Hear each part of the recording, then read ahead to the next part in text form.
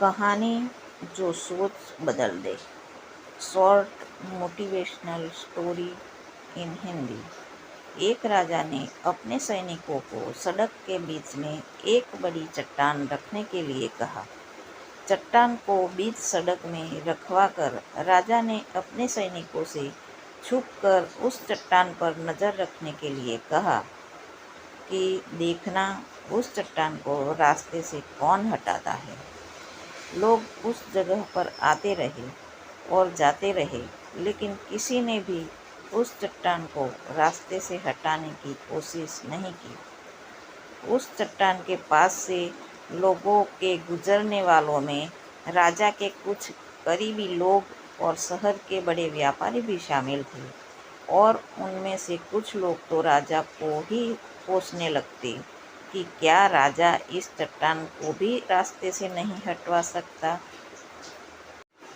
लेकिन किसी ने भी उस चट्टान को रास्ते से हटाने का प्रयास नहीं किया। ऐसा काफ़ी दिनों तक चलता रहा। एक दिन एक किसान अपनी सब्जियों के साथ उधर से गुजर रहा था। उसने चट्टान को रास्ते में पड़े देखा और सोचा कि सबको इस चट्टान की वजह से कितनी तकलीफ हो रही है। उसने अपनी मजबूत लाठी से उस चट्टान को एक तरफ धकेलने की कोशिश शुरू कर दी। काफ़ी कोशिश के बाद वह उसे सड़क से हटाने में कामयाब हो गया। चट्टान रास्ते से हटाने के बाद किसान अपनी सब्जियों को उठाकर जाने ही वाला था कि अचानक उसकी नज़र एक पोटली पर गई, तो ठीक उसी जगह पड़ी थी जहाँ से उसने वह चट्टान हटाए थे।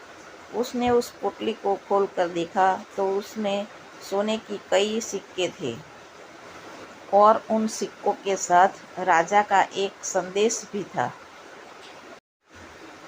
जिसमें लिखा था कि ये सोने के सिक्के उनके लिए है जो इस चट्टान को रास्ते से हटाएगा।